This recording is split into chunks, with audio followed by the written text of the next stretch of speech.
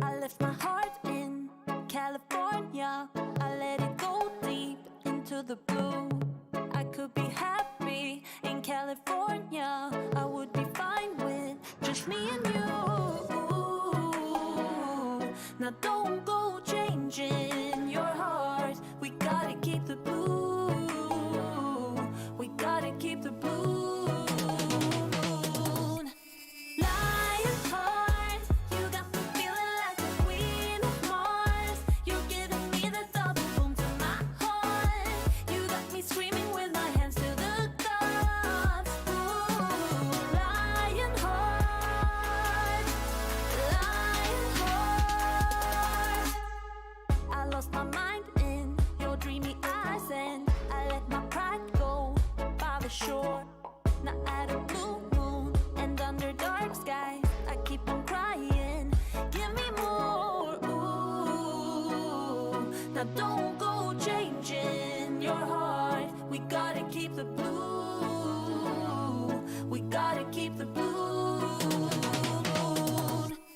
Lionheart, you got me feeling like the queen of Mars. You're giving me the double boom to my heart. You got me screaming with my hands to the gods. Ooh, Lionheart, Lionheart.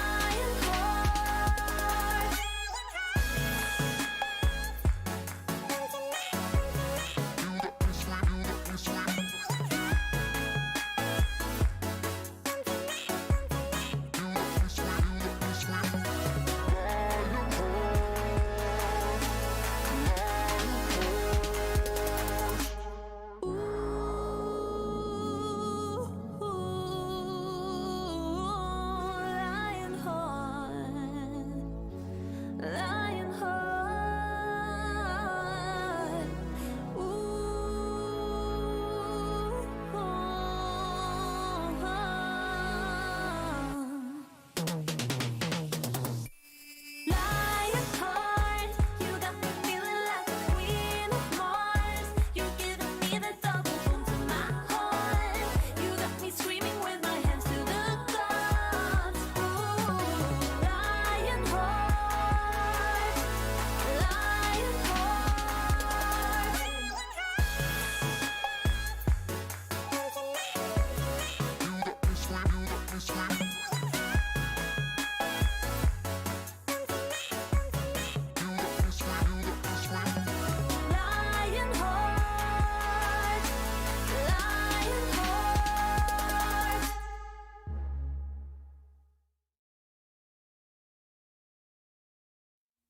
Hey everybody, welcome to Geeksvana Live. I didn't just forget that the countdown timer was nearing 0. I wasn't too excited talking to my co-host behind the scenes. We are like a couple of kids on this one, basically. So today, thank you for joining us on Geeksvana Live. I hope you're all extremely well. Obviously, a very, very unusual time of day for us to be streaming. Now, the Starship orbital flight test today is the planned first space flight of the SpaceX Starship launch vehicle. So the two things together. The planned launch site is obviously Boca Chica in Texas, and SpaceX plans on using Starship prototypes Ship 24, which is the second stage, and Booster 7, which is the first stage. The Starship second stage will enter a wait for it, trans-atmospheric Earth orbit, allowing Ship 24 to re-enter the atmosphere after completing most of one orbit. It's not actually going to do a full orbit without having to restart its engines for a deorbit maneuver, which obviously makes the whole test side of things a lot easier. Now, this test was going to happen on the 17th, of course, and we're now here on the 20th. They need a 48-hour window because they obviously reuse propellant, so it's unloading, reloading, and checking and all that kind of thing. So I'm going to bring our co-host in very, very quickly to talk about the fact that how excited we are, sir. Yeah, it's going to be an epic day, eh? Yeah, well, hopefully. Fingers crossed. Yeah, fingers crossed. Yeah. I don't want to tempt fate, but obviously we're going to talk as if the launch is happening, and if something happens, it is quite literally beyond our control, of course. But I'm an old guy. Okay, I've got a graying beard that not even Back to Black can help save these days. and look, it is like the before and after pictures, and I'm the before and Matt's the after. So I'm a little bit older than you, Matt, and I'm of the generation that was still reveling in the moon landings and everything else like that, but didn't really have much going on in space for a lot of our lives, really, have we? It seemed almost as if they'd forgotten that actually space exploration was a thing. And obviously SpaceX and Elon and all of the private side of things has really reinvigorated that to the point we're now talking about going to Mars.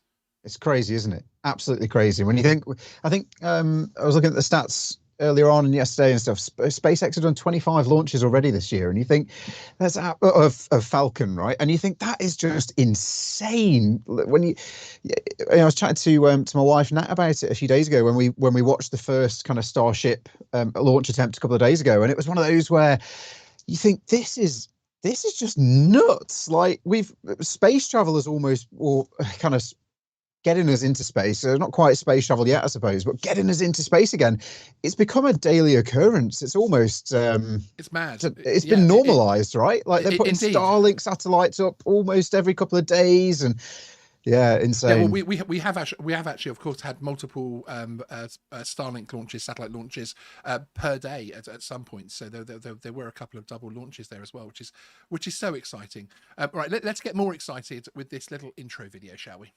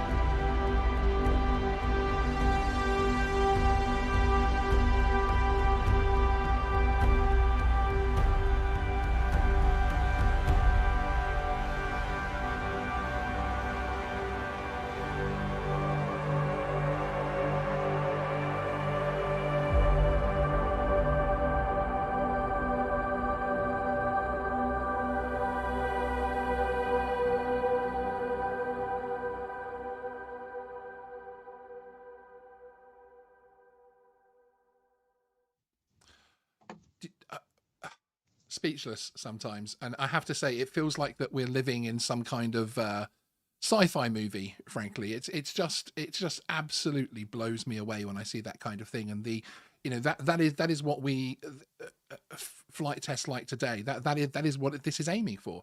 This is aiming for putting a system of travel into place so that trips to Mars are as commonplace as Starlink launches. Just everybody at home, just think about that for a second. Just think about that. It blows my mind. I mean, I still have trouble getting around the M25 sometimes.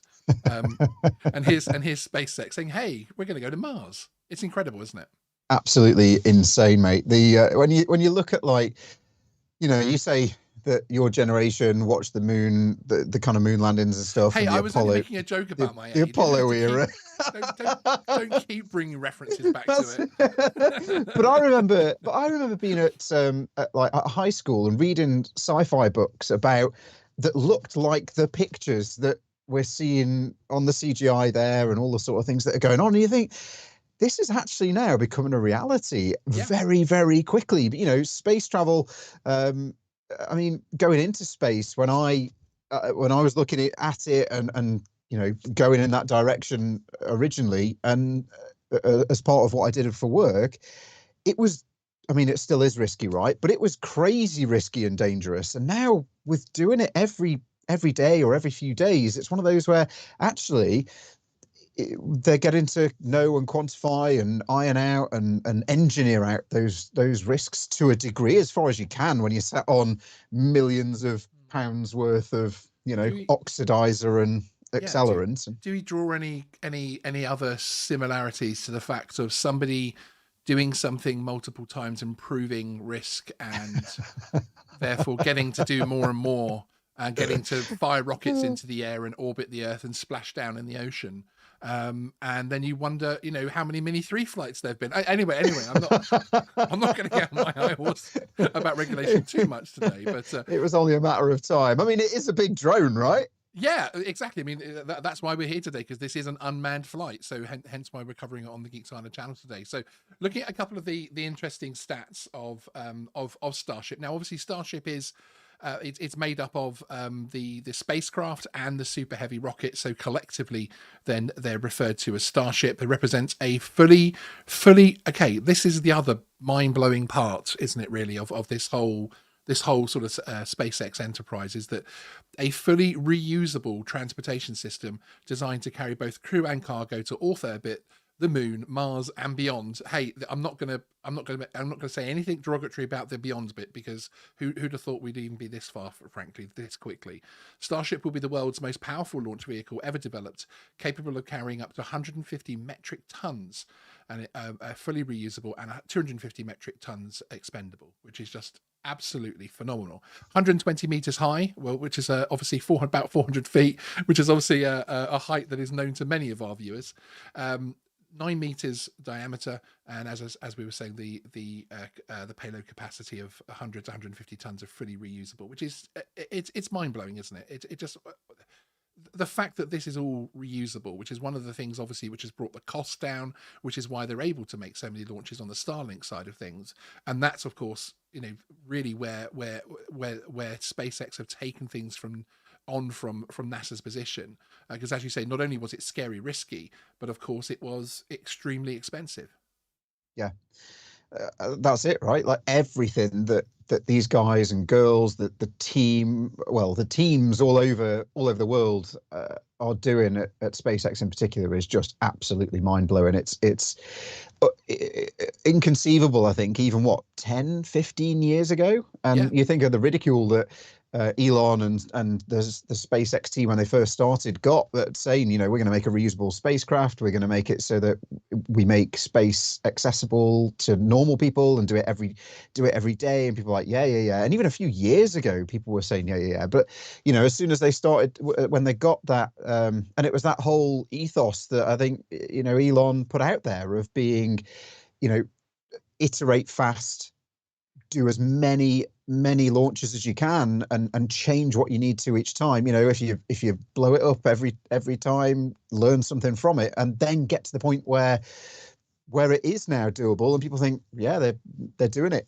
And it's not a big deal anymore. I mean, it is a No, massive exactly. deal, right? Indeed. Indeed. But It's yeah, like it's insane. yeah. Well, looking at Starship itself, it's the fully reusable spacecraft, and the second stage, the rather phallic looking item. By the way, Cool Cat, you did say in the earlier that it looks like a shiny dot dot dot. If your shiny dot dot dot looks quite like this, I suggest you go see a doctor. But yeah, it is a fully reusable spacecraft and second stage of the Starship system. The vehicle offers an integrated payload section, which is capable of carrying crew and cargo to Earth orbit, Moon and beyond, etc., as we were saying before. Starship is also capable of point-to-point transfer on Earth, enabling travel to anywhere in the world in 1 hour or less. Okay. Can we imagine a time where we're going to be flying around the world in a Starship? I mean, you know, to be frank, I would probably be fairly close to the front of the queue just to be able to fly in one of the things. I'm not sure I'd do it regularly. I don't think your body would handle it, right? No. I don't. Our bodies as a whole, not yours. I didn't mean that. Oh my God! Way to make friends and influence people, right?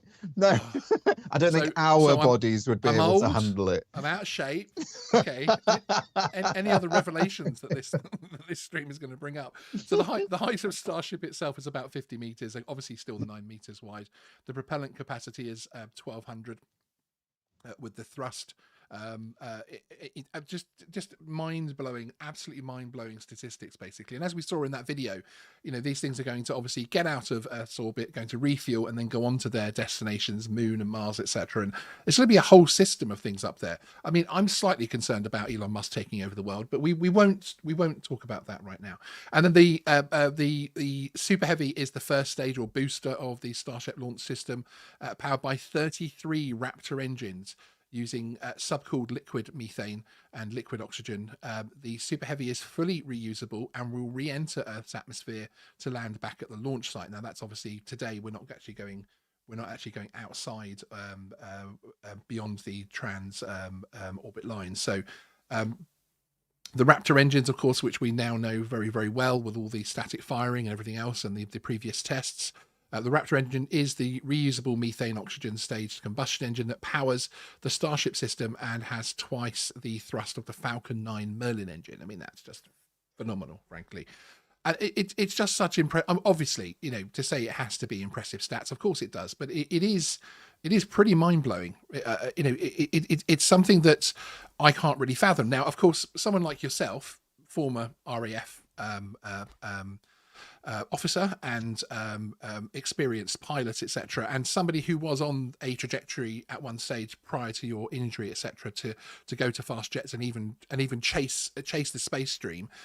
This kind of thing must be extremely exciting to you, because this is obviously what you know, all of us want to go to space. All of us have that little sort of voice in our head that I you know, when we're watching a sci-fi movie or something where we're I want to go and do that.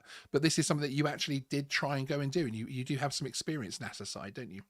A little bit, yeah. So I like you say, my aspirations as a pilot in the military were to become a test pilot and then go on to join the space program. And you know, and that was, as daft as it sounds, it was a proven route, right? The Tim Peake kind of pioneered that for us in the UK, and proved that a British astronaut was a thing that was possible. You know, he was an Apache pilot in the Army Air Corps, went on to become a test pilot, and then moved over to the European Space Agency as an astronaut. And as most of us, I think, know, went to the space station, which is absolutely incredible. And that was what I was hoping to do. And I got laughed at every year because the thing I put on we had something called an OJAR, an Officers Joint Appraisal Report. Once a year, you got to put in your wish list, right? And you would have your interviews with your flight commander and then your squadron commander and beyond if needs be. But mine was always at the very top, was space program, because it was selectable inside the system. So I'm like, well, that's where I want to go. You know, and that was where I was trying to get to. And as part of that, I got a secondment with NASA for a few weeks over at Houston in Texas. Was there in mission control for the launch of STS-124, which was Discovery going up to the International Space Station, from what I can remember. and that was in 2008. We did some work on looking at the longitudinal stability and issues there inside the space shuttle simulator. It didn't quite match the aircraft, and you think that's pretty cool actually to get that opportunity to sit in the sim and be able to meet and work alongside actual astronauts, many of whom weirdly would never have the opportunity to go to space, even though they're in the astronaut corps, which is really bizarre when you think about it. They go through all this selection and then they're there in their blue suits, and but they know that they're never destined to go to space, but they're there to support the people who do and to continue the development and that side of things. And I'm sure that now carries on. So yeah, it's well, that's such an exciting sort of real world hands-on side of things. As I say, I mean, it's one of those things where I wanted to be a pilot when I was young, and hence my interest in aviation, etc. But I never really followed it through. But to even get to, as you said, to even get to that point is actually fairly unique when you do factor in how few people actually get to go up, of course. And as you say, the standby crews of the standby crews of the standby crews, and then the people that don't even make it through training, etc., but actually spend their entire career training for something like that is incredible. But of course, the payoff is well and truly worth it, frankly, because it is an absolutely amazing thing to actually achieve in your life. So so the fueling of Starship's upper stages is well and truly underway. As of course, therefore, the fueling of the super heavy booster is underway as well, which is very, very exciting. The WB-57 is now in a holding pattern just south of Starbase. So all of the elements are starting to come into view. In just over 5 minutes, we're going to be switching across to our coverage directly from Starbase, which is exciting, which is also where myself and Matt get to become partial viewers as well. But we will be dipping in and out should there be any quiet spots to do so. But we will also be allowing the professionals to speak as well. So yes, it's just exciting to think the fact that we are now, minutes off starting the formal count in terms of putting this 120-meter contraption into the sky, and it's just gonna pop around the Earth quickly.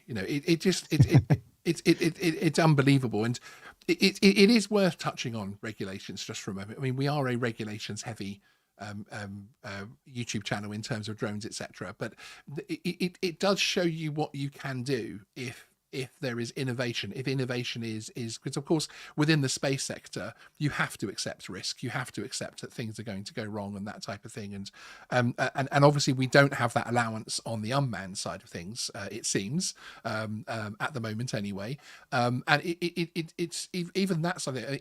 I couldn't even imagine the meetings, the regulatory sort of scrutiny meetings that they've gone through here. I know it's been something that Elon's spoken out about last year on Twitter and in interview, that it was one of the parts that was frustrating him in terms of the regulatory hold up. But could you even imagine sitting in those meetings about, we're going to put this huge rocket up and we're going to bounce it once around the Earth, etc.? It's just incredible, isn't it? I certainly can't imagine it happening in the UK, right? That's I think we are now starting to see the big difference between the air and space regulator in the UK and those overseas. And unfortunately, money aside and things like that, because of the way that I think that the regulatory environment operates over in the UK, I don't think we're going to see much in terms of the investment and technological advancement over here, because it's too suffocating, I think. I mean, the CAA made a quite a big song and dance about giving the licenses for Virgin Orbit to launch, and that's amazing, right? Like, so they are evidentially in that instance, allowing or certainly supporting that evolution. But I don't think it's fast enough. I don't think it's reactive enough. You have to, if you want to make change, you have to allow for change. And You do. Where do you feel like the financial side of things factors in from the point of view of, when you do, obviously, the whole sort of Virgin Orbit thing always felt like a little bit of um the the backward cousin. I've got no other way of putting it, frankly. It's a slightly offensive way of putting it, but it always felt like the backward cousin of the sort of space, because from the point of view of, oh, we have to launch it this way and do this and do this and do this. So actually that is suited to launching from the UK.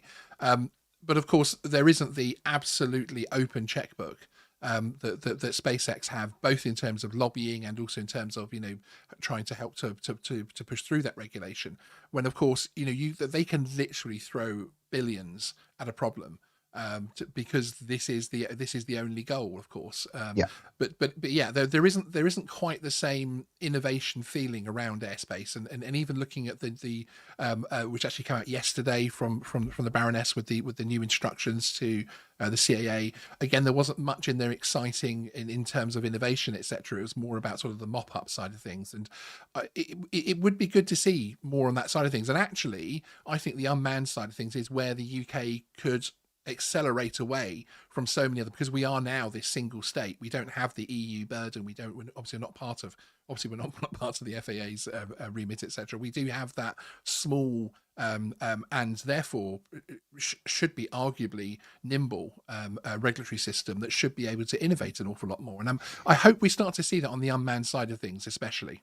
I hope we do, but I think it's one of those, right? I think personally, I think that has been used as an excuse for a very long time. The whole, we're part of the EU, we can't change things, we're not actually regulating on our own airspace, it's done in Brussels and blah, blah, blah. We don't have that excuse now, right? No, exactly. We all of a sudden have to start stepping up and regulating. And, if we want to, and it's chicken and egg, going back to the original question, I think, in terms of, you are entirely right. The amount of lobbying that SpaceX can do, the amount of resources they have is just on another level. But that being said, they've got there. It's kind of a ladder, isn't it?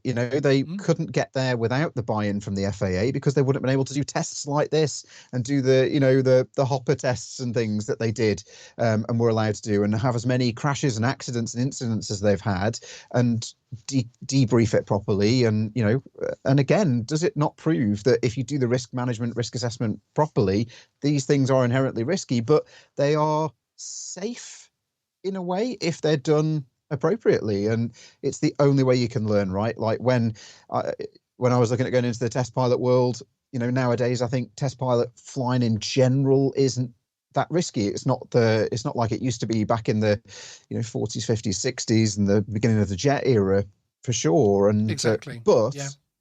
If we hadn't been allowed to do those things, if we hadn't been allowed to try and innovate and fail and change, you're just never going to get anywhere. And aviation, space, it's inherently risky. That's the problem that people need to understand. And I think, for me, I've said this before, one of the big problems is that a lot of the people making the rules and regulations now have never been in those positions, and they've never had to manage and mitigate the risks themselves, potentially. So not quite understanding the sphere in which it is. That's in terms of the context of us going to space, in the future or not. It's indeed.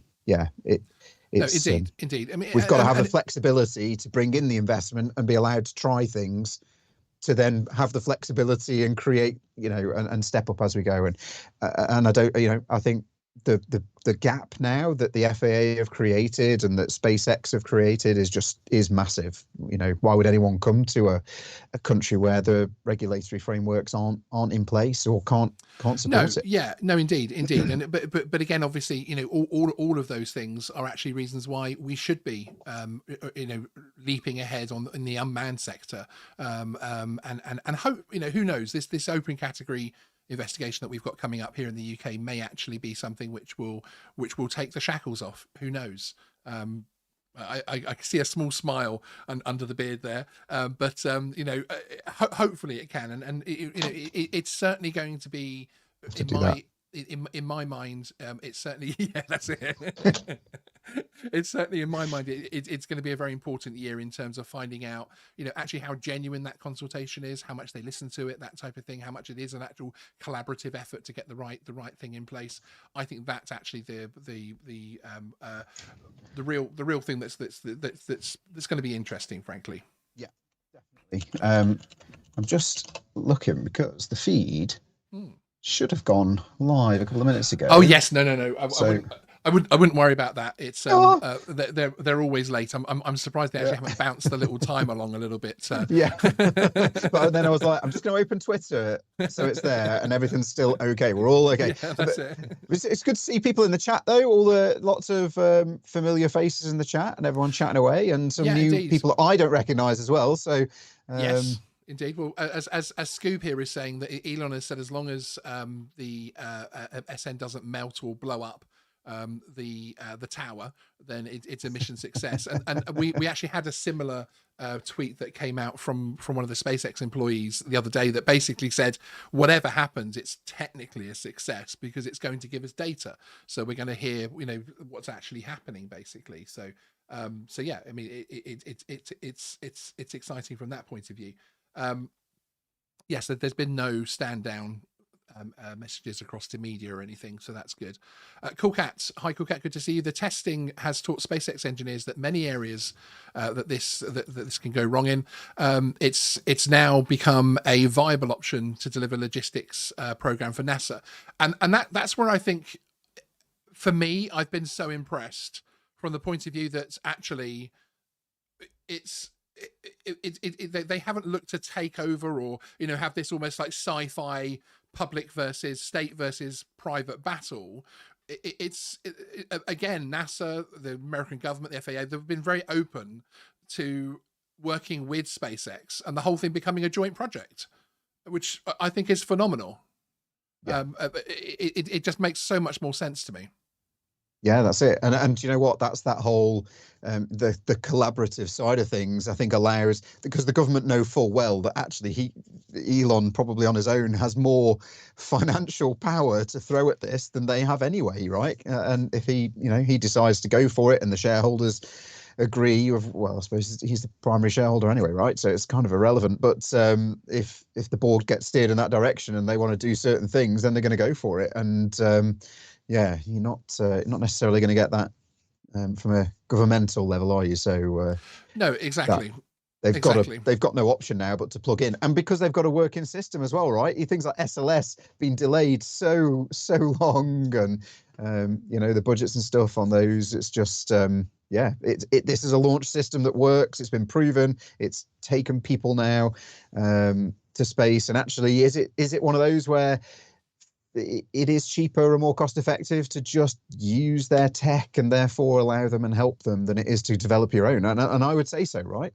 I think so. I think, and I think a lot of that, where that really came into its own, was obviously the reusable side of things. Yeah. So the fact that they were actually, that obviously stripped the costs from something being over $1 billion for NASA to do, suddenly became a matter of hundreds of millions, which is just it's even, as you say, in the early stages of development, that is something that SpaceX were ridiculed for. It's something that they were, it's the reusable side of things. And again, the reusable is obviously very heavy in the text for the Starship side of things. That literally revolutionizes things. But of course, what other part of aviation do you not think about reusability?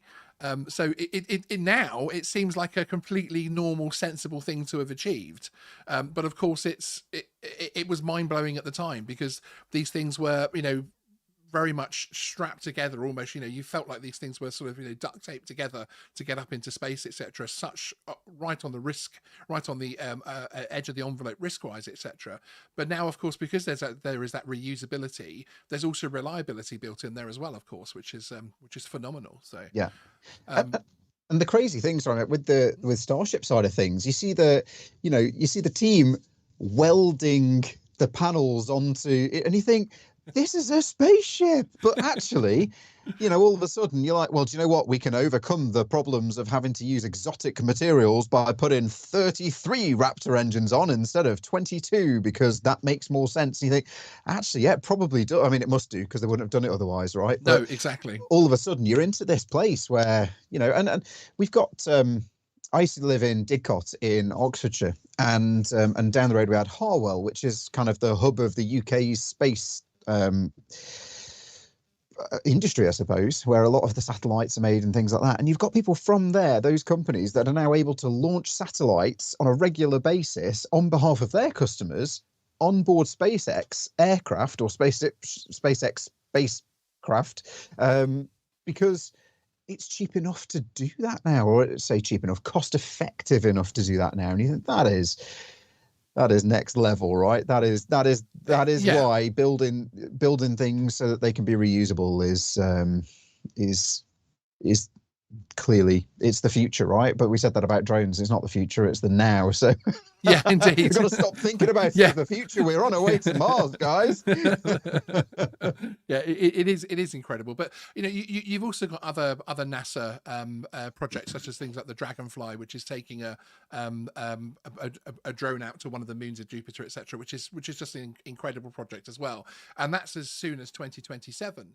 And of course, we do now have Mars Ingenuity on Mars. Okay, it's just a little, you know, single line helicopter, etc., but it still really is moving the envelope forwards, and it's actually doing things. It's those kind of steps which are physical steps, like today, historic steps, that actually they're the ones that we'll look back on in 50, 100 years time and say those were the really iconic moments, basically. Okay, Yeah, we're gonna pop across. We are gonna be watching along, so we are gonna be giving our feedback as it happens. But we're gonna pop across to the.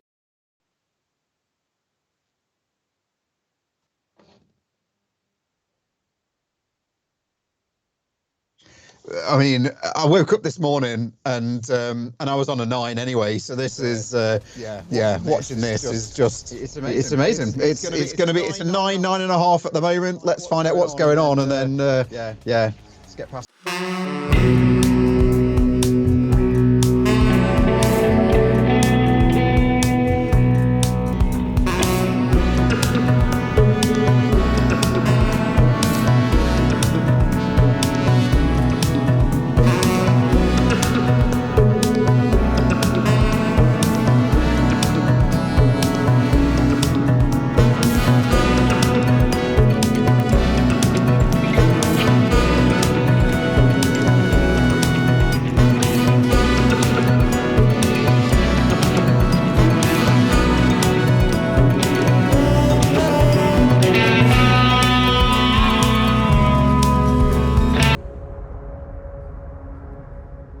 Good morning. On your screen is a live view of Starship as it awaits its second attempt at our first ever integrated flight test from Starbase, Texas.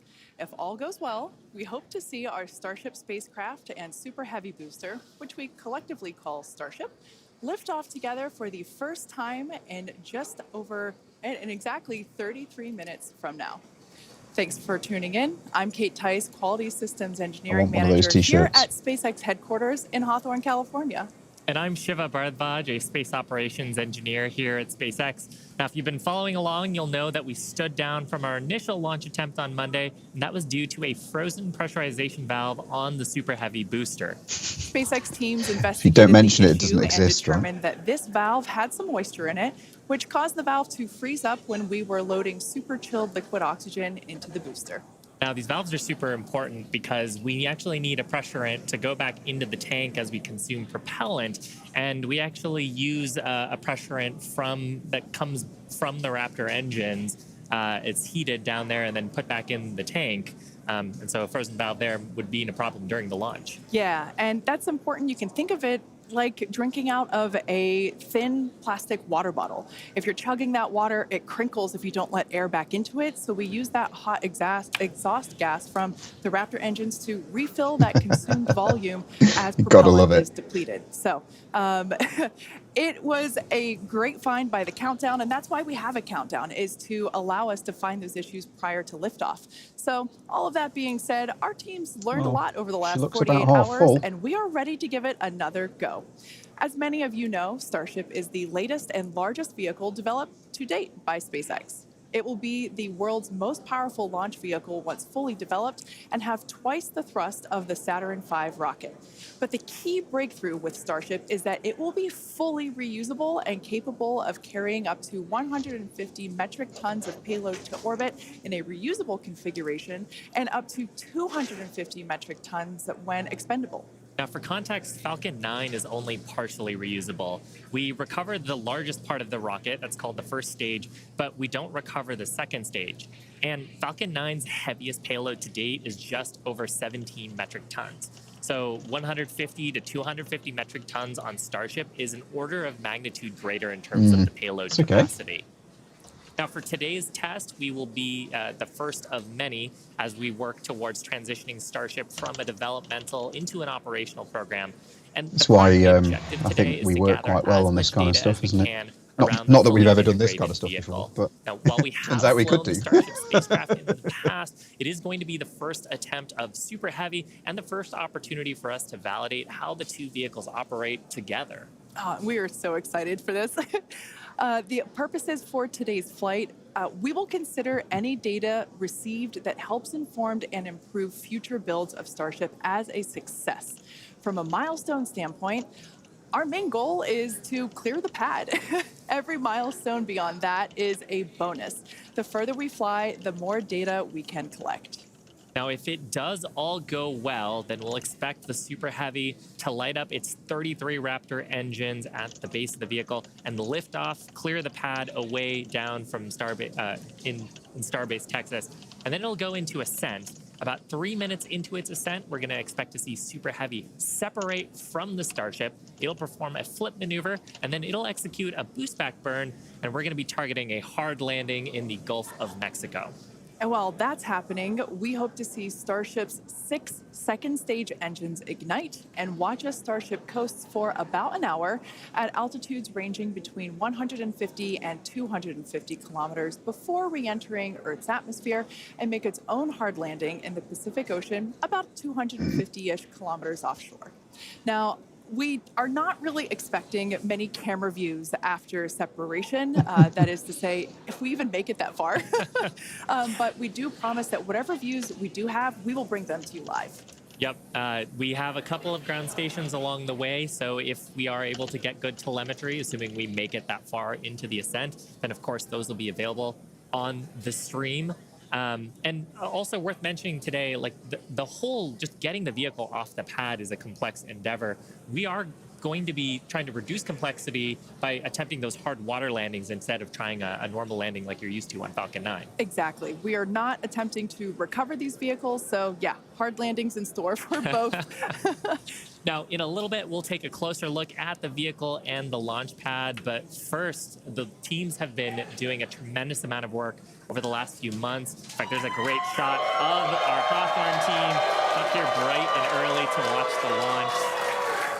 Teams have been prepping really for the last few days, especially to try to get into today's launch attempt.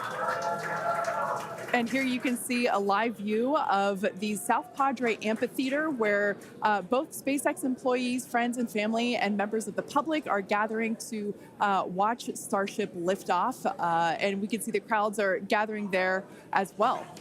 And of course, we want to give a shout out to the SpaceX team. You see them there on screen, members of our Launch Command, our Star Command Center. That is our Starbase Launch Control Center. Yep, those are the operators today who are going to be reviewing all the data and, of course, giving us the go, no-go poll, checking the status to try to get in today's launch attempt just around 27 minutes from now. And one thing I do want to mention, I misspoke. It's not the South Padre Amphitheater. It's the Cameron County Amphitheater. Now, the entire Starship structure on your screen is made from stainless steel. When it's stacked, it stands about 120 meters tall. It's about 9 meters around. And we have this awesome video that shows you just how big that is. You can see one of our technicians there doing some final prep work in advance of today's test. And man, there's the 120-meter monster. The person just keeps getting smaller and smaller.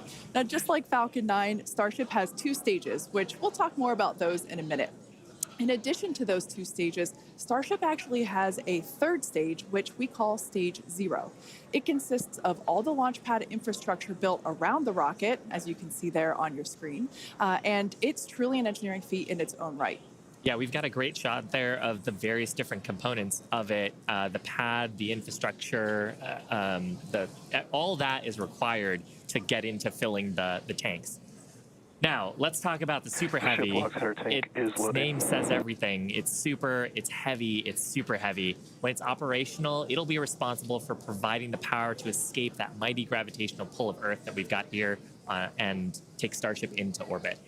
The booster itself stands about 70 meters tall and is roughly the same height as a fully integrated Falcon 9, which is just so crazy to me. But this super heavy booster has a diameter roughly 2.5 times that of Falcon 9, and with 33 much larger engines. We have a beautiful view here. This is one of my favorite views that we're going to get today. Those are our 33 Raptor engines at the base of the super heavy booster. Yep, and you can see they're in a couple of different rings here. So we've got the outer ring of 20 static engines. They're going to be providing a huge amount of thrust today to lift off the entire stack. But then we've got the 13 gimbaling engines in the middle, and they're going to be providing the tilt maneuvers and also helping to reorient the booster as it comes back later in today's flight.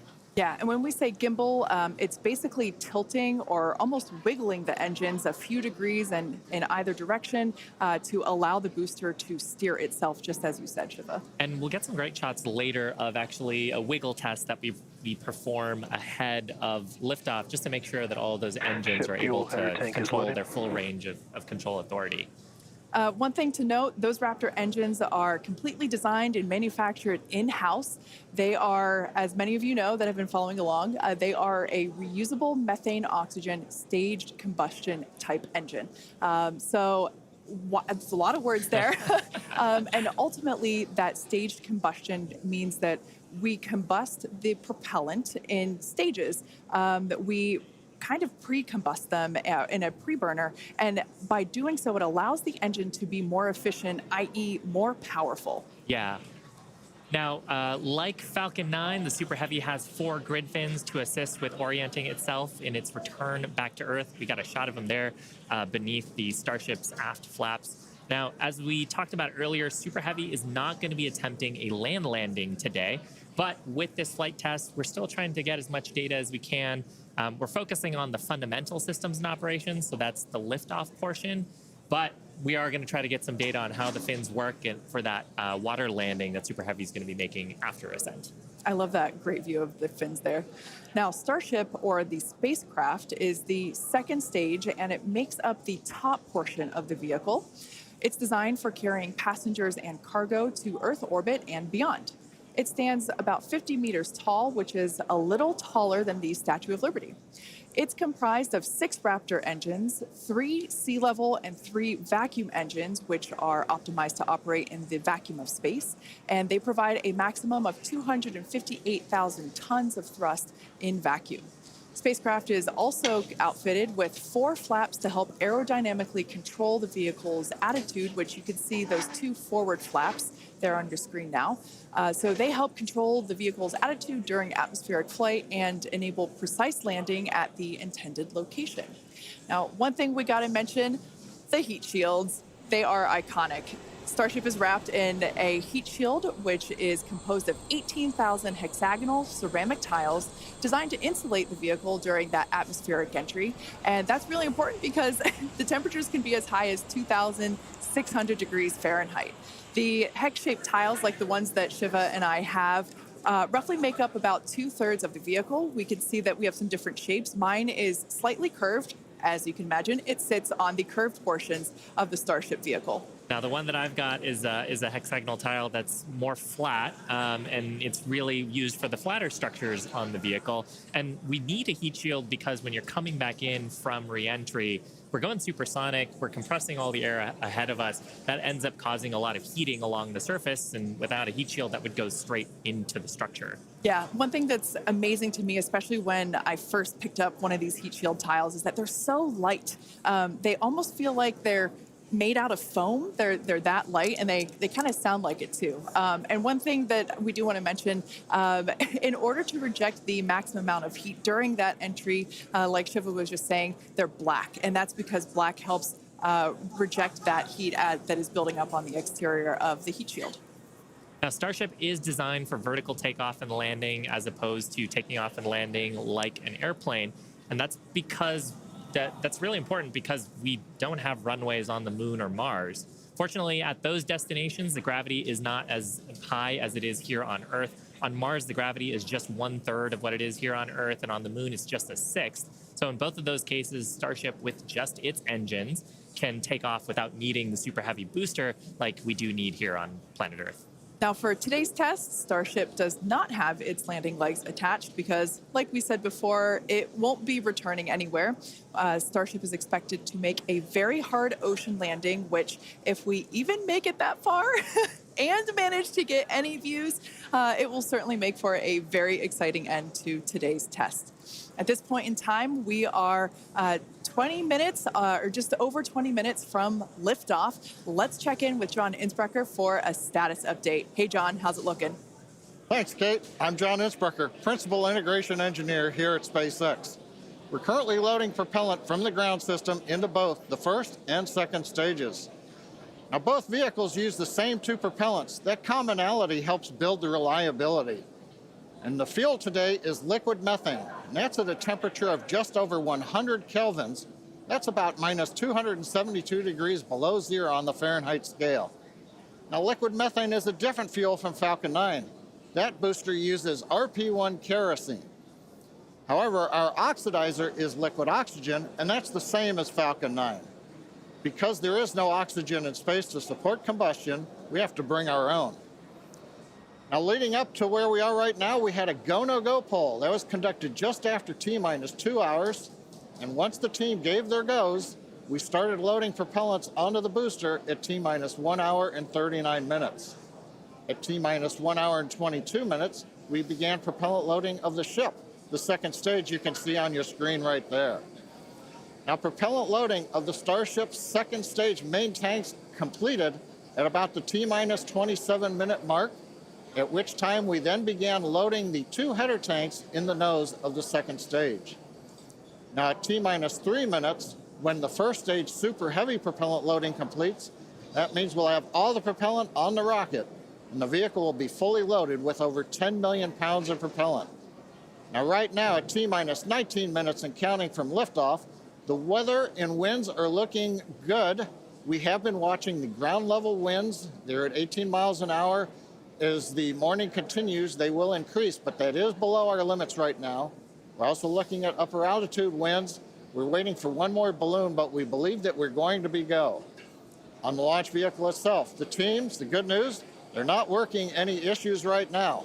But if for some reason we do not make our test flight today, if we have to hold, we have a backup launch window. However, we're not sure when it would be. It could be 24 or 48 hours after today. It'll depend on how far we get into the countdown. But right now, heading for a T0 at 8:28 Central, 13:28 Universal Time. Kate, everything is looking good. Awesome news.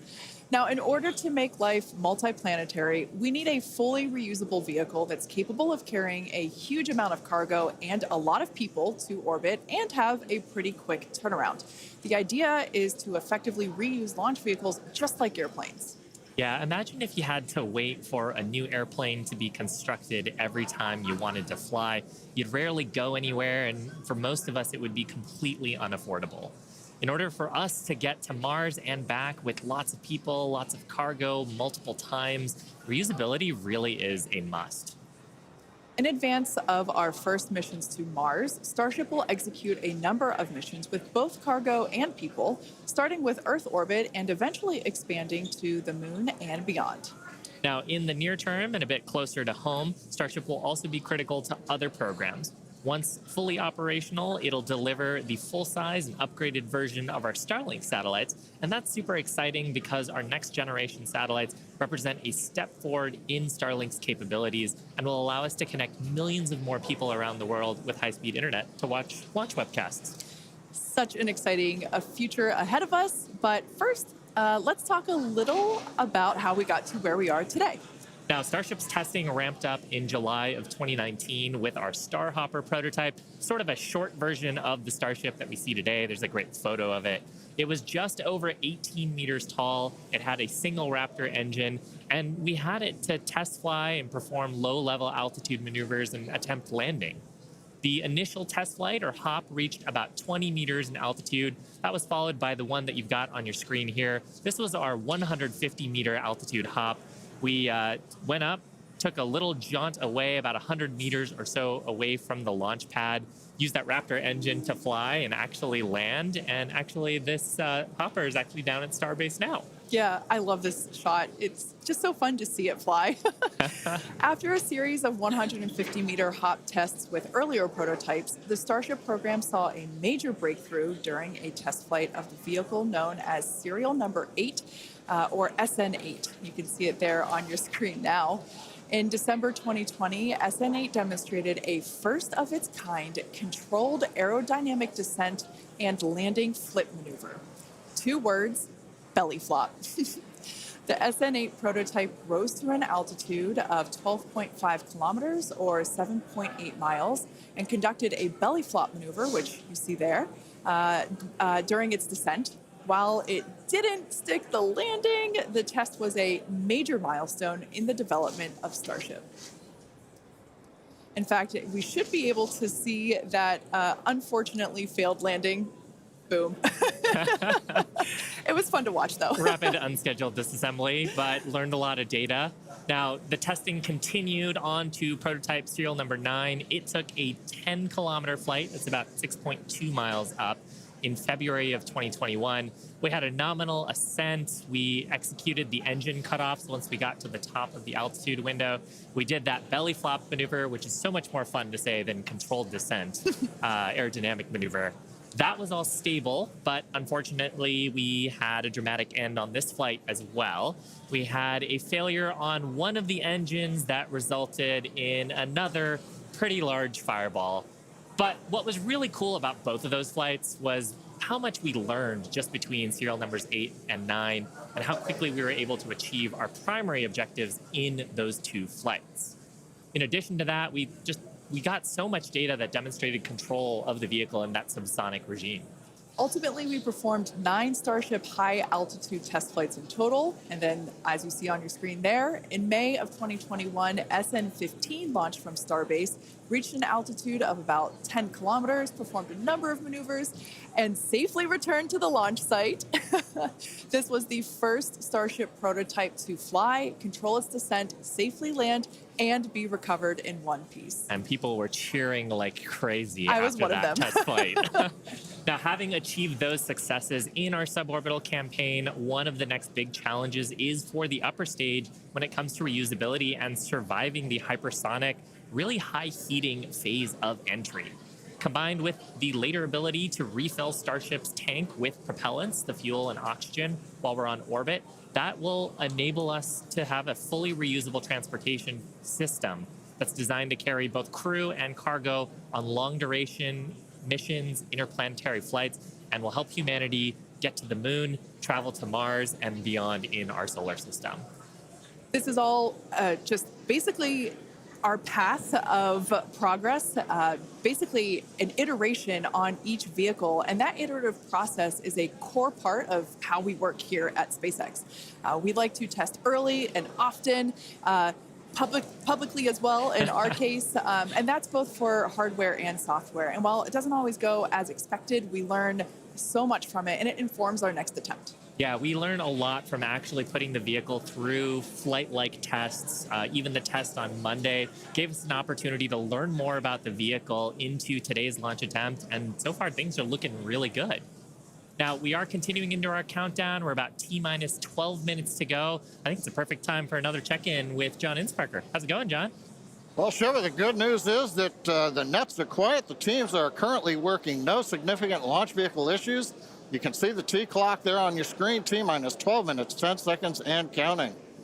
Propellant loading is continuing on both the Super Heavy and the ship stages. You can see the graphic on the left-hand side of the screen. Most recently, we began loading liquid oxygen and liquid methane fuel into the header tanks on Starship. Those are two small tanks just underneath the nose of the second stage. Now that started at T-minus 27 minutes. That'll be wrapping up at about T-minus 9 minutes. Now the Starship second stage main fuel and LOX tanks are loaded for flight right now. The super heavy first stage booster propellant loading is continuing, and that'll go till about T-minus 3 minutes.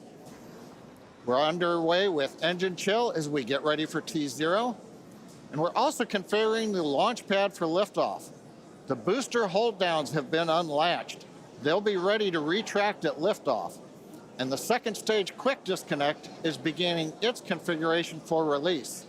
The methane and liquid oxygen propellants currently going to the second stage go through that quick disconnect. That's that arm that reaches out from the tower to the base of the second stage.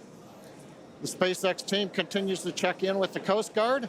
Good news is we've not heard any reports of boats in the safety perimeter as the launch vehicle heads out over the Gulf of Mexico. So right now, T-minus 10 minutes, 40 seconds and counting. Everything continues to go well for an on-time launch. Now, today's test flight is taking place out of our Starbase facility in South Texas, and that test site has gone through a huge amount of development over the last couple of years. One thing I want to point out, this is a great view from our drone. Not only can we see the pad, but in the fog, kind of in the distance, in the background and to the left of the pad, you can actually see our production facility, which is the other part of Starbase in addition to the launch pad. Of course, as part of rapidly iterating with our test program, we're also rapidly iterating on our production system to produce Starships and Super Heavies. Last year, the Starbase team produced 4 Starship Super Heavy boosters and 5 Starships, along with their 200th Raptor 2 engine, and they're only scaling up from there, Kate. Yeah, it's incredible to think that for 2023, production has 5 boosters and 8 Starships going. So it's incredible. And it's important to have that system fill in basically the manufacturing line so that we have product ready to go as soon as we're done with this test. Yeah, exactly. And ultimately, I mean, we talked about how Starship is an order of magnitude more payload to orbit. But if you're going to go set up a base on the moon or Mars, you're going to need thousands of metric tons of propellants. And so you're going to need a fleet of vehicles that's capable of doing that. Yeah, one thing to note, Starbase directly employs more than 1,800 employees. It's the largest employer in the area, in fact. And we're very thankful to Cameron County for being so supportive. This is a view from the Cameron County Amphitheater. And there's a crowd there, and you could tell by the energy here in Hawthorne as well that everyone's getting really exciting. I feel my own heart rate going up and up. I know. It must be really, really exciting to go see this. And I mean, just the sheer amount of power on Starship, you're going to feel it down there when this thing lifts off from the pad. We've actually got a great shot here of the natural surroundings around the pad. Oddly enough, most of the pads end up being around sort of wild locations like this. But coming up on T-minus 8 minutes, I think it's another good time for check-in with John. Thank you, Shiva. T-minus just over 8 minutes to the first test flight of Starship. Currently, we are pressurizing second stage. We are also closing out liquid oxygen and fuel header loads on the second stage. We're also getting ready for propellant load tank pressurization on the first stage. In fact, we are just now closing out header tank load on the second stage. Now with the header tanks loaded and closed out, that means we're down to just the first stage to finish loading. That'll finish about T-minus 3 minutes. And at that point, when both stages are loaded, we will have the 10 million pounds of liquid propellant on board. Now in the next few minutes, the guidance system will begin its final alignment for flight during a quiet period when the rocket's not doing anything. The automated flight termination system will be armed, and a final TVC checkout will be performed. Those are the engine wiggles And hopefully we'll be able to see that with the cameras underneath the vehicle and maybe even the second stage engines. And there's a view looking underneath the super heavy first stage with the 33 Raptor engines. Now, a reminder as we continue counting down, if we do need to hold, the point where we hold the clock would be at T-minus 40 seconds. We can pause there. Typically in the past, if we need a little bit more time to finish final checkouts or do some pressurization of the onboard storage tanks, that's where we would hold. But currently, we're not hearing a need to hold, so at 6 minutes, 27 seconds, everything looks good. And of course, Kate Shiva, as we get close, we're going to get into the engine ignition sequence of 33 Raptors, and that's going to be something new for everybody. I cannot wait for that moment. So for those of you that are familiar with how we launch Falcon 9 rockets, you probably know that we light all 9 of those first stage Merlin 1D engines all at once. It's pretty different than what we do, or what we're attempting to do today. We're actually going to be igniting those 33 engines in banks or clusters, and that sequence starts at T-minus 6 seconds. Yeah, and the ignition sequence is a little bit different, both in terms of the timing and also the ignition method. So on Falcon 9, we use a chemical called T-Tab. It's a pyrophoric material, so that means when you mix the two together, it produces a flame that kicks off that green characteristic spark on Falcon 9 missions. But actually on Starship, we use electrical ignition systems. Many of those are integrated on the ground system here. And the electrical ignition, we start lighting the banks at T-minus 6 seconds, and then over the next 4 seconds, the 3 sets of banks will ignite and eventually bring the booster up to a thrust to weight greater than 1 and hopefully ascent. Super exciting. Like we said, pretty different from our Falcon 9 launches, and so this will be the first time that any of us have gotten to see this type of integrated test flight with both the Starship and the Super Heavy booster. Everyone's cheering as we get into T-minus 5 minutes. We want to remind everyone that success today is anything. Yeah, it looks fun down there. I kind of want to go join them. For today, success is anything that we learn that helps improve the future builds of Starship. If we lift off and clear the pad, we're calling that a win. A great shot of the pad there. A great shot of the quick disconnect on the second stage. You can see the frost line on the booster where that methane is fully topped up.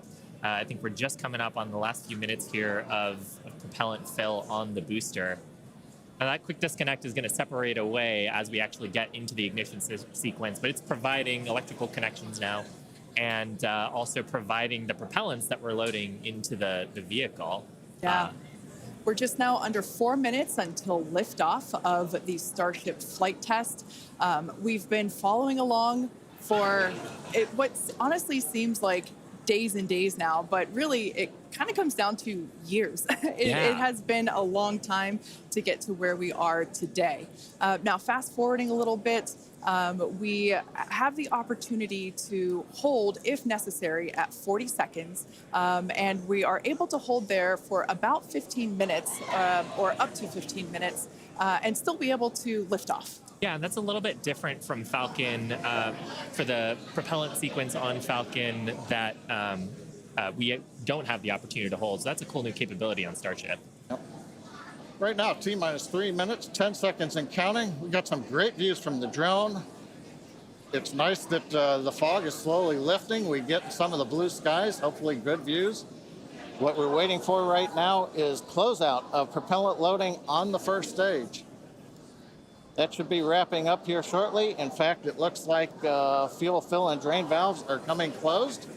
That means first stage is fully loaded, second stage fully loaded, and at 10 million pounds of propellant on board the Starship launch vehicle.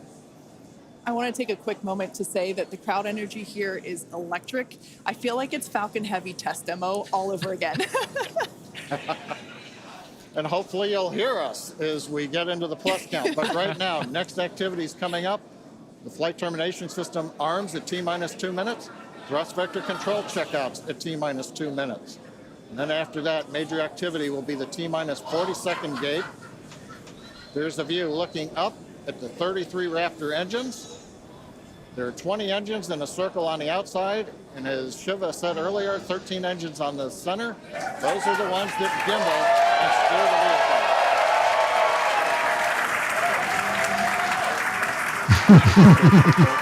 I think I'm getting excited. Wow, what a party. I don't think I've ever seen someone so excited for TBC wiggles. Love this view. These are the 33 Raptor engines at the base of the super heavy booster. I think we can see those wiggles now. We're currently inside 90 seconds. Next major activity, T-minus 40 seconds. That is a gate, a decision point. We're waiting. Possibility the propulsion team may need a few minutes. Flight termination system is armed for flight. We're getting ready for T-minus 1 minute and counting. Come on!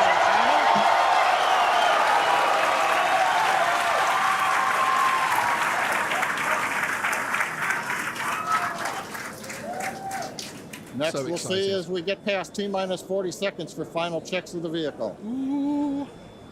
Here we go, 40 seconds. This is a key one. They've carried on. We've got it. Come on.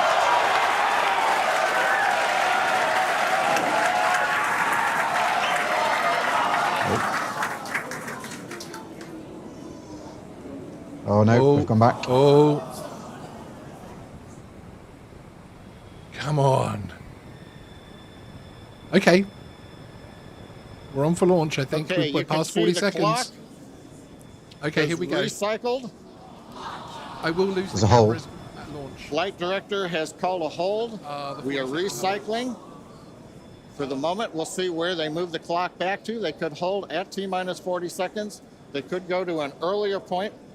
Give us a minute to listen into the nets, and we'll see if we can get you more information to share. Okay, well, this is a tense moment for everybody, isn't it? Really, it's awesome to hear them getting so excited as each of the benchmarks get passed. But what are we going to be at? I mean, if they stand down from this point, I think, obviously many of us have made references to the shape of the rocket. I think we all know what it's like to stand down at this point. It will be extremely painful, extremely awkward, frankly. So disappointing. Oh, we're waiting for that. Here we go. Countdown, hold for final launch checkouts. Okay. We can live with that message. Where will they put the clock back to? Will it come back at the 40 seconds? It's that lack of national trust approval. Yeah. I concur. Turns out there's a drone within 2 kilometers of the spaceship, so we're going to have to call it off, guys. Cool cat, good one. Yeah. Oh, this is just so tense, isn't it? You just feel, literally anything could be happening right now. Anything, we could come back to any kind of message. Can you imagine how many people? Well, they're probably all on phone and all on earpieces, but I imagine lots of people running in corridors right now, like on a sci-fi movie, with pieces of paper in hand. Paper, stacks of paper. Yeah, No. again, I'm aging myself here, but with papers running around. Where's this? What's going on here? Oh no, come on. Graham's joined in the chat. Hi Graham, hope you're well, sir. Our other usual co-host. As Scoob says. That's why. Oh, it's all Graham's fault. Sorry, mate, I jumped in. It is. No, please do. Yeah, as Andy's saying, all the whooping stopped pretty sharpish. There was actually, before they cut the John microphone. Innsbrucker again here at the Hawthorne webcast desk. We're holding a T-minus 40 seconds. What we've heard so far is we have a couple of issues we're working. One is the booster tank pressurization.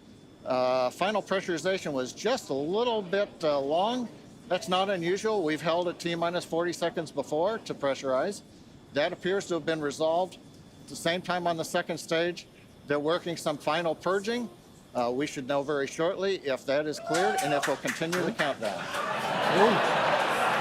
Everyone, especially that person, is excited to keep going.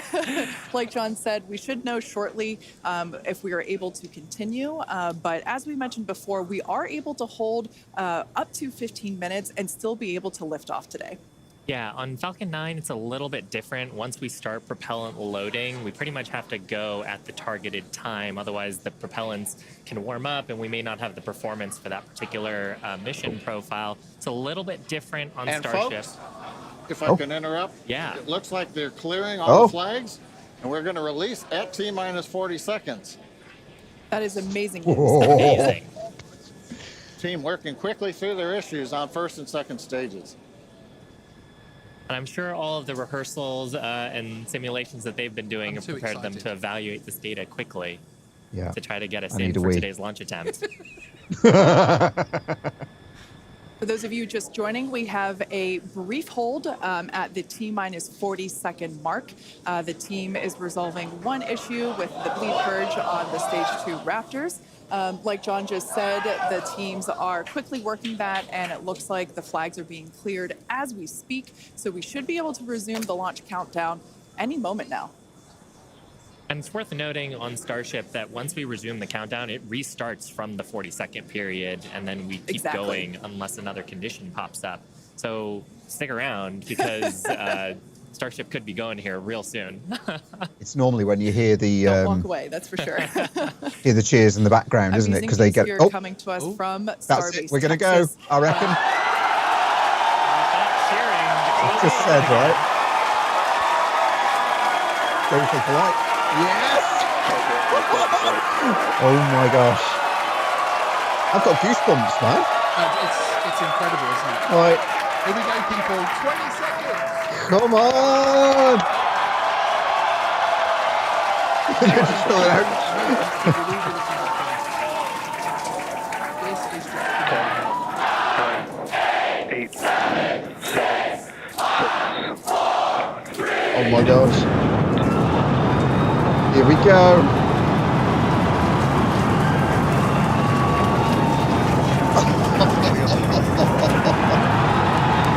No way.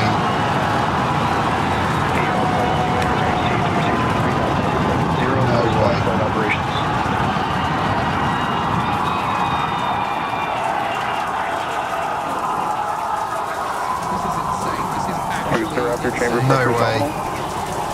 Someone just fell off it. home point has been updated. So it's 43 seconds into the test flight of the inaugural Starship vehicle. I mean, someone came off the bottom, but I'm sure they don't care.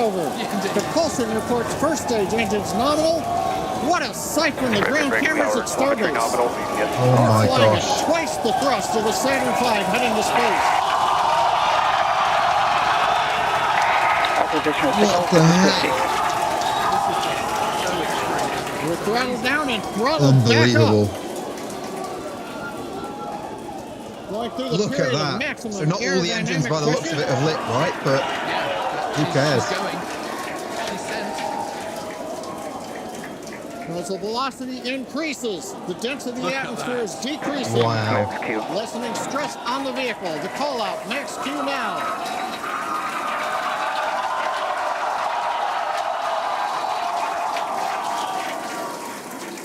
Continuing to watch the first stage as we head Oh down my range. gosh.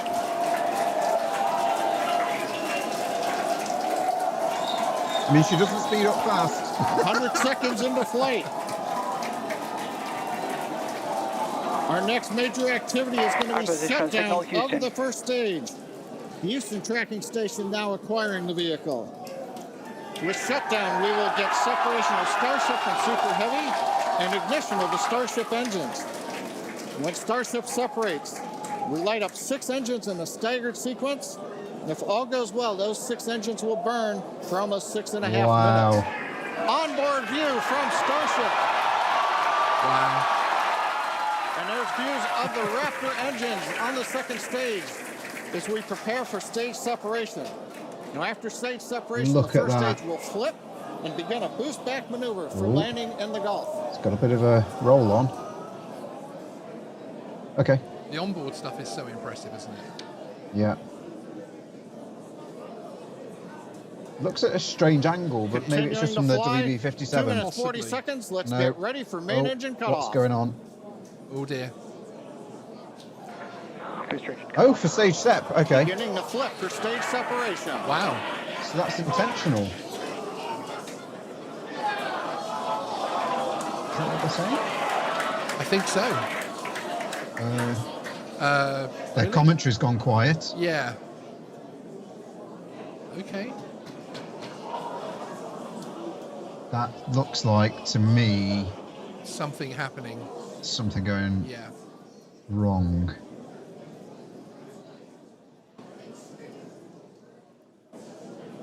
As of right now, we are awaiting stage separation. It hasn't where separated, has Starship it? should separate from the Super Heavy booster. Yeah, Kate, right now it looks like we saw the start of the No. flip, but obviously we're seeing from the ground cameras the entire Starship stack continuing to rotate. We should have had separation by now. Obviously, this is does not appear to be a nominal situation. Yeah, it does appear to be spinning, but That's I one do way want to to put remind it. everyone that everything after clearing Oh, the they tower blew it We have- was icing on the Oh. Wow. cake. There, and there, as you saw, as we promised, an That's exciting end amazing. to the Starship inaugural integrated test flight. Amazing. Has to be said. I wonder if their memo went round. Anything goes wrong, just cheer. Yeah. Yeah, that's it. That phenomenal. Everyone here absolutely pumped to clear the pad and make it this far into the test flight, the first integrated flight of the booster and the Starship vehicle. Live view there of our control center at Starbase, which we refer to as Star Command. As we said before, obviously we wanted to make it all the way through, but to get this far, honestly, is amazing. Well, if you're just joining us, Starship just experienced what we call a rapid Wow. unscheduled disassembly, or a RUD, during ascent.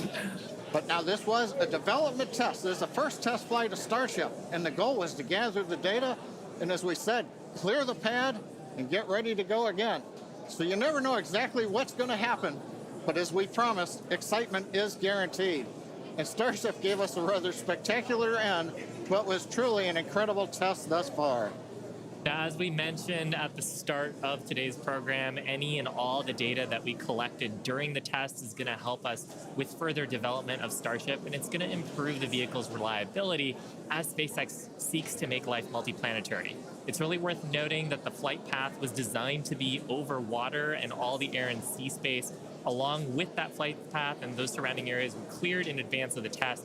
And of course, we're going to be coordinating with local authorities for the recovery operations. But honestly, what an exciting morning. Oh my gosh. We had a successful liftoff from Starbase, Texas at 8:28 a.m. Central Time. We cleared the tower, which honestly was our only hope. We cleared the tower, and all the data that we collected all the way through all those Raptor, those 33, although I think we saw that 3 Raptor engines were out, but we got all that data, and we got so far as to hoping to see the Starship, the second stage, separate from the first stage, the Super Heavy booster. And unfortunately, we didn't make that happen, but that's okay. It was the first integrated launch, and honestly, today was amazing. Absolutely incredible day. We made it through a number of those initial test objectives with getting booster ascent, getting all the way through the count. Okay, so we'll cut the audio Brilliant. down there with the guys talking about it, but there was a clear point there, wasn't there, within the flight where you could see something wasn't quite right. Something was starting to happen there, and even with the turn, I could see your your aviation instincts kicking in as well. Like, that doesn't look quite right. And the acceleration for me, just, I think I called it on the way up, right? They called max Q, and I was like, it didn't, I don't know. I counted 5 engines. I just went around with my pen on the screen. I counted 5 engines that looked as though, to me, they weren't lit when they zoomed in. I mean, it looked incredible, right? That ring of, well, the rings of those engines. But and I'm sure at 33 there must be some kind of calculation there that there's some contingency of losing maybe 2 or 3 and still making it. I mean, bear in mind that's to orbit, that's not to exactly. to the kind of trans orbit that we were looking at today, I suppose. But yeah, it looks after kind of, it took a while to get through max Q, which something that big I suppose isn't that surprising. But the it looked as though there were more engines that didn't potentially throttle back up again. Oh, I don't know. I'm not a rocket scientist, right? But yeah, incredible. I mean, it was obviously a controlled, disassembly from the point of view that they obviously decided to press the button. It's clear that the perhaps electrical issues in terms of separation. I'm not sure, because it was really at that point. Up until that point, nothing seemed to be worrying them. Nothing seemed to be changing in the commentary. But as soon as that correction, that change started to happen, that's it. It was like, okay, it went quiet. Indeed. So it was an interesting one. Now we will, of course, as and when we have any of these kind of updates, we will bring them to you. We did used to have the Geeksvana in Space on the channel, but I separated it because it started to become actually very, very popular, and started to detract from the drone stuff a little bit. But I think actually especially the unmanned flights and bits and pieces, we will be bringing you highlights still on the main Geeksvana channel, as it's been popular today. But it's been a good one. But hey, and frankly, myself and Matt would have been watching anyway, so we thought we'd share it with you That's guys. it. But no, thank you everyone for joining us. It's amazing. Don't forget, hit the like button. And let us know if you want more stuff like this, right? We're more than happy to do it, because like Sean says, I think, we'd be watching it anyway, so I'd rather spend it with friends and spend that time with chat, and exactly, we'll have a bit of fun watching it. Excellent. All right, guys. Well, thank you very much for joining us. I really appreciate it. Thank you, Matt. There's a link to the dronementor.com in the description. If you're flying drones and you're thinking about doing that commercially, yes, you can get all the regulation stuff here from Geeksvana. But actually, if you want to know actually how to develop that business, how to develop the skills, and actually put that plan together, Matt's your man. There's a link in the description, so go along there. So as I say, thanks everyone for joining us. I really, really appreciate it. It was a lot of fun today. I got very, very excited. The blow up was disappointing, but it's okay. As they say, it is a test. It was gonna potentially happen at some stage. It would have been nice to see it reach its point of separation, but next time. At least it gives us another show to do in the future. That's it. Look forward to it. Whoop, whoop. All right, guys. See you later. Bye-bye. See ya.